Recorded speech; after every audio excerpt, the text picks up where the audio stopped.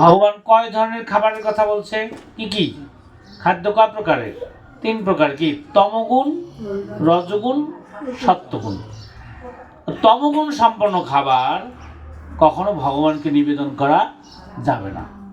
যদি কেউ মনে করে যে ভগবান তো বলছেন পাতা দিতে, পত্রং পুষ্পং ফলং, তাহলে ফলের বেলা তাহলে ধুতরা গোটা দিলে দেওয়া যাবে, হ্যাঁ ধুতরা গোটা খাওয়া যাবে। আবার পাতা, তাহলে বলেন তো কিসের পাতা? গাজার পাতা, তামাক পাতা, এগুলো ভগবানকে দেওয়া যাবে। ঠিক তারা না বুঝে ওইরকম পারিবারিকভাবে নিরামিষ খায়, ওরা মনে করে যে এটাও বোধ হয় নিরামিষ। এই জন্যে তারা ওই রসুন আর পেঁয়াজ এটাকে ফল বলে খেত, কিন্তু শাস্ত্রে এটাকে বলা হচ্ছে ঘোরতর তমগুণ সম্পন্ন খাবার। এটাকে কখনোই ভগবানকে নিবেদন করা যাবে না এবং বৈষ্ণবরা এটা খেতে পারে না।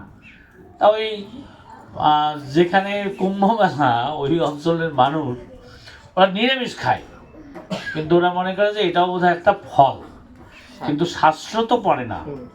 এই জন্য ধীরে ধীরে ইসকনের প্রচারের ফলে আস্তে আস্তে সেই জায়গাগুলোতেও এখন এটা খাওয়া বন্ধ হয়ে যাবে। এই যে আপনি যেমন কষ্ট করে বললেন, দুঃখ করে বললেন আপনার বাসনা যেন পূর্ণ হয়, যে ওই অঞ্চলের মানুষের যেন আস্তে আস্তে বুঝতে পারে কুম্ভ মেলায় যেন ওই মানে ওই ফল যেন খাওয়া না হয়। এই জন্য আমরা প্রচার করতেছি, ইসকন সারা পৃথিবীতে প্রচার করছে। ওখানেও বিশাল প্যান্ডেল হয়েছে না এবার, সব থেকে বড় প্রসাদের প্যান্ডেল রান্নাঘর কোথায় হয়েছে জানেন? সেখানে কি ধরনের রান্নাঘর হয়েছে? Mega kitchen. অনেক ঠিক ক্যাম্প দিয়ে দিয়ে প্রসাদ নিয়ে যাওয়া হতো, হ্যাঁ বিশাল। এবার প্রসাদ বিতরণ হয়েছে। আপনার ছেলে তো জানে না যে কোথায় ওখানে কুম্ভ মেলায় কোথায় সেই প্রসাদ বিতরণ হয়েছে। লক্ষ লক্ষ লোক প্রতিদিন প্রসাদ পেয়েছে।